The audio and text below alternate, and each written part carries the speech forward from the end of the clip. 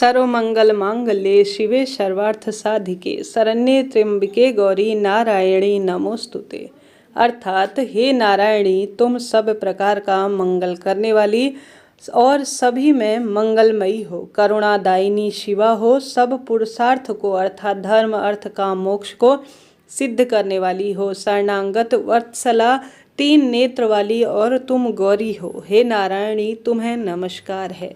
आज से गुप्त नवरात्रियां शुरू हो रही हैं और आज के दिन माता भगवती के सुंदर काली स्वरूप का पूजन किया जाता है। गुप्त नवरात्रि में सुनी जाने वाली कथा का श्रवण कर लेते हैं, आरंभ करते हैं। आप सभी मेरे साथ बोलिए जय माता दी, हर हर महादेव।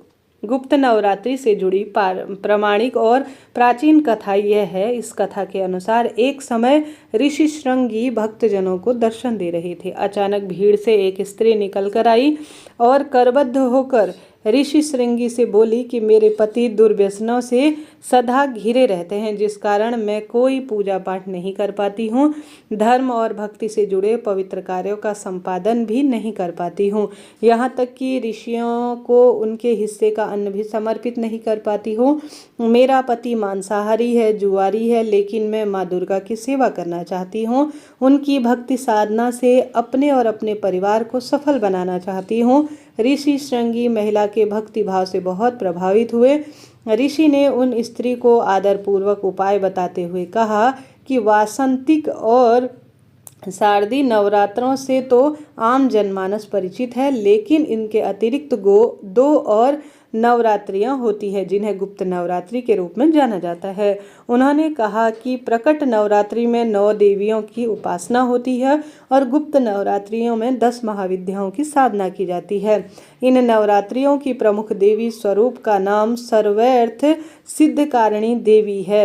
यदि इन गुप्त नवरात्रियों में कोई भी भक्त माता दुर्गा की पूजा करता है तो माँ उसके जीवन को सफल कर देती है। श्रृंगी ऋषि ने आगे कहा कि लोभी, कामी, व्यसनी, मांसाहारी अथवा पूजा पाठ न करने वाला भी यदि गुप्त नवरात्रि में माँ की पूजा छोटी सी कर लेता है तो उसके जीवन में कुछ न कुछ श्रेष्ठ होता है और कुछ ज़्यादा उसे विशेष करने की आवश्यकता नहीं होती है। उस स्त्री ने श्रृंगी ऋषि के वचनों का पूर्ण रूप से श्रद्धापूर्वक पालन करते हुए गुप्त नवरात्रि की पूजा की। माँ उस पर प्रसन्न हुई और उसके जीवन में परिवर्तन आने लगा। उसके घर में सुख समृद्धि आई। पति जो गलत रास्ते पर थे वह सही मार्ग पर आए। गुप्त नवरात्रियों की माता की आराधना करने से उसका जीवन पुनः खिल उठा था। इसके साथ ही आइए भक्तजनों यह जान लेते हैं कि जो यह गुप्त नवरात्रि है माघ महीने की, किन देवियों के नाम से यह समर्पित होती है। मान्यता के अनुसार चैत्र और शारदीय नवरात्रि में जहाँ 9 शक्तियों की पूजा की जाती है, वहीं गुप्त नवरात्रियों में 10 देवियों के पूजा का विधान है। इन 10 देवियों के नाम इस प्रकार हैं। सबसे प्रथम दिन माता कालिके का पूजन किया जाता है अर्थात कालिका मैया का। दूसरे दिन तारा देवी माता का। तीसरे दिन त्रिपुर सुंदरी माता का। चौथे दिन माता भुवनेश्वरी। 5वें दिन माता छिन्न माता तथा इसके पश्चात माता त्रिपुर भैरवी और साथ ही माता धूमावती के पूजन का विधान है। और इसके पश्चात माता बगलामुखी और साथ ही माता मातंगी और माता कमला देवी के पूजन का इस नवरात्रि में बहुत अधिक विधान है। माना तो यह भी जाता है कि गुप्त नवरात्रि गृहस्थ लोग नहीं मनाते। यह सिर्फ उन लोगों के लिए होती है जो तंत्र साधना और वशीकरण में विश्वास रखते हैं। इसलिए गृहस्थ लोगों को गुप्त नवरात्रि में सभी नवदुर्गाओं की पूजा करनी चाहिए। प्रत्यक्ष नवरात्रि में जहाँ सात्विक साधना, नृत्य, उत्सव मनाया जाता है, वहीं गुप्त नवरात्रि में ऐसा नहीं किया जाता है। प्रत्यक्ष नवरात्रि सांसारिक सुखों की पूर्ति के लिए मनाया जाता है, लेकिन गुप्त नवरात्रियों में इच्छाओं की पूर्ति और मनोकामना को सिद्ध करने के लिए मात्र पूजा की जाती है। मान्यता तो यह भी है कि प्रत्यक्ष नवरात्रि वैष्णवों की है और गुप्त नवरात्रि शैव और शाक्तों की मानी गई है। प्रत्यक्ष नवरात्रि की देवी माँ पार्वती मानी जाती है और गुप्त नवरात्रों की देवी माँ कालिका कहा जाता है। तो इस तरह से आप साधारण सरल तरीके से मात्र अपने घर पर विधि विधान से पूजन कर लेते हैं। गुप्त नवरात्रि में माता के नाम से दीपक लगाना, भोग लगाना, तो यह भी पर्याप्त होता है। आज नवरात्रि का प्रथम दिन है, तो आज माता कालिका का पूजन अर्थात काली माँ के पूजन का विधान है। आइए जानते हैं उनकी कथा, पूजा विधि, उपाय और नियम। गुप्त नवरात्रि में माँ दुर्गा और उनके 10 महाविद्याओं के स्वरूप का पूजन किया जाता है, जिसमें प्रथम दिन माँ काली के पूजन का विधान है। यह स्वरूप अत्यंत विकराल और भयंकर और मंगलकारी माना जाता है। माँ काली का यह स्वरूप असुरों का नाश करने वाला। यदि कोई व्यक्ति गुप्त नवरात्रि के दौरान माँ काली का पूजन करता है तो उसके सम्मुख आसुरी शक्तियों का कोई असर नहीं होता। माँ काली की पूजा करने वाले व्यक्ति को स्वरूप रूप यश जय में प्राप्ति होती है। समस्त शारीरिक और सांसारिक बंधनों से वह मुक्त होता है। माँ काली ने चंडमुंड का संहार किया, इसलिए उन्हें चामुंडा भी नाम दिया गया। माँ काली अपने गले में नरमुंड धारण करती हैं और एक हाथ में खड्ग, दूसरे में त्रिशूल और तीसरे हाथ में कटा हुआ उनके हाथ में जो है सिर है। माँ दुर्गा ने रक्तबीज नाम के असुर का वध करने के लिए काली का अवतार धारण किया था। 10 महाविद्याओं में माँ काली प्रथम देवी हैं। गुप्त नवरात्रियों में प्रथम दिन माँ काली की आराधना की जाती है। जो लोग तंत्र शक्तियाँ प्राप्त करना चाहते हैं उन्हें गुप्त नवरात्रि से पहले दिन माँ के इस रूप की विशेष पूजा करनी चाहिए। इसके अलावा माँ काली की आराधना करने से सभी प्रकार की तंत्र बाधाओं से भी मुक्ति मिलती है। जो लोग अपने शत्रुओं से परेशान हैं उन्हें गुप्त नवरात्रि में माँ काली की आराधना जरूर करनी चाहिए। ऐसा करने से शत्रु बाधा से मुक्ति मिलती है। माँ काली की पूजा से अकाल मृत्यु का भी भय दूर होता है। गुप्त नवरात्रि में 2 तरीके से माँ काली का पूजन का विधान है। जो लोग तांत्रिक विद्या हासिल करते हैं वह लोग इस दिन माँ काली की तंत्र विद्या की उपासना करते हैं। कुछ लोग गुप्त नवरात्रि के प्रथम दिन सामान्य तरीके से माँ काली की पूजा आराधना करते हैं, जिससे कि उनके जीवन में सब संकट दूर हो जाए हैं। पौराणिक कथा के अनुसार एक बार दारुक नाम के राक्षस ने ब्रह्मा जी को प्रसन्न करने के लिए उनसे वरदान कर देवता और ब्राह्मणों को प्रताड़ित करना शुरू कर दिया और स्वर्गलोक पर भी कब्जा कर लिया। जिसके बाद सभी देवता भगवान विष्णु और ब्रह्मा जी के पास गए। ब्रह्मा जी ने सभी देवी देवताओं को बताया कि इस दुष्ट का संहार एक स्त्री ही कर सकती है।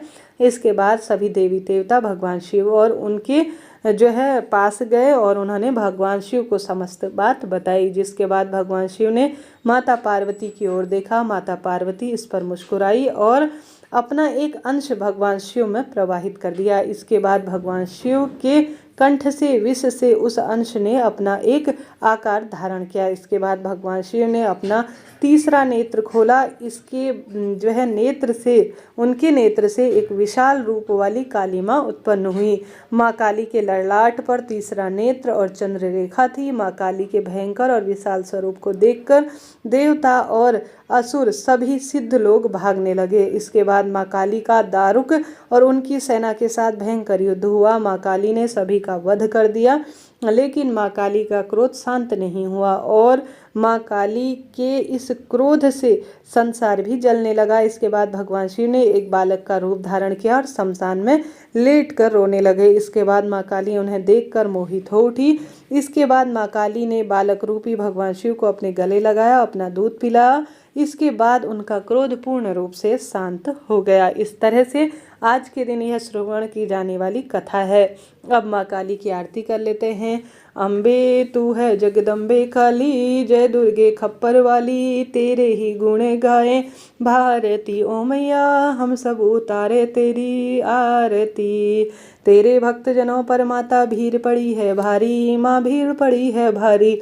दानव दल पर टूट पड़ो माँ करके सिंह सवारी, माँ करके सिंह सवारी। 100 सिंह से तू बलशाली, 10 भुजाओं वाली, दुखियों के दुखड़नी वारती ओ मैया, हम सब उतारे तेरी आरती। माँ बेटे का है इस जग में बड़ा ही निर्मल नाता, माँ बड़ा ही निर्मल नाता। पूत कपूत सुने हैं पर ना माता सुनी कुमाता, मैया माता सुनी कुमाता। सब पे करुणा दर्शाने वाली, अमृत बरसाने वाली, दुखियों के दुखड़नी वारती ओ मैया, हम सब उतारे तेरी आरती। नहीं मांगते धन और दौलत, ना चांदी ना सोना, मैया ना चांदी ना सोना। हम तो मांगे माँ तेरे मन में एक छोटा सा कोना, मैया हम तो एक छोटा सा कोना। सबकी बिगड़ी बनाने वाली, लाज बचाने वाली, सतियों के सत्य को वारती। ओ मैया हम सब उतारे तेरी आरती। अम्बे तू है जगदम्बे काली, जय दुर्गे खप्पर वाली, तेरे ही गुण गाएं भारती। ओ मैया हम सब उतारें तेरी आरती। इस तरह से यह सुंदर हमने आरती और कथा सुनी। गुप्त नवरात्रि में अगर आप भी पूजा विधान करते हैं तो ब्रह्म मुहूर्त में स्नान इत्यादि से निवृत्त होकर लाल रंग के वस्त्र धारण करें। सुंदर पूजा की चौकी के स्थान पर गंगाजल छिड़क कर शुद्ध कर लें। यहाँ पर साफ सुथरा कपड़ा बिछाकर माता रानी के निमित्त आप घट स्थापना करते हैं तो अत्यधिक शुभ है। नहीं कर पाते हैं तो साधारण सरल तरीके से माँ की प्रतिमा फोटो विराजमान करें। कलश स्थापना के लिए मिट्टी, तांबे या स्टील के पात्र में जल भरकर चौकी पर रखें। इसके ऊपर एक नारियल को मौली और चुन्नी से लपेटकर कलश के ऊपर रखें। अब माता की चौकी पर माँ काली की मूर्ति प्रतिमा विराजमान कर विधि विधान से तस्वीर को रोली टीका लगाएं। तिलक के बाद माँ को लाल फूलों की माला, पुष्प, फल, नैवेद्य और सभी चीज़ें विधि विधान से श्रद्धा के साथ माँ काली के समक्ष समर्पित करें। अब माँ काली के समक्ष सरसों के तेल या घी का दीपक प्रज्वलित करें और श्रद्धा पूर्वक माँ काली के मंत्रों का जाप करें। देवी कवच, अर्गला स्रोत का पाठ करें। सबसे अंत में श्री सूक्तम का पाठ करना चाहिए। जिस आसन पर विराजते हैं वह लाल रंग का हो तो अति उत्तम है। अब माँ काली की कथा सुने, पढ़ें। इस दिन दुर्गा सप्तशती का पाठ करना भी उत्तम माना जाता है। माँ काली की कथा सुनने के पश्चात कपूर से आरती कर प्रसाद के रूप में मिठाई का भोग लगाएं। इसके बाद मिठाई नहीं है तो माँ काली को सिर्फ आप बताशे का भी भोग लगा सकते हैं। अब सभी लोग भोग में प्रसाद बांट दें और फिर स्वयं भी प्रसाद ग्रहण करें। अब बाद में माँ काली की पूजा हुई, फिर किसी से भी कोई भूल चूक हुई हो तो गलती के लिए क्षमा प्रार्थी हो जाए और माँ काली के इस मंत्र का जाप करें। ओम ऐं ह्रीं क्लीं चामुंडाय विच्चे नमः। इस तरह से यह पूजा विधि और संपूर्ण जानकारी मैंने दी। आपके लिए वीडियो उचित उपयोगी रहते हैं तो लाइक करें, शेयर करें, सब्सक्राइब करें। कमेंट्स में जय माता दी लिखना ना भूलें।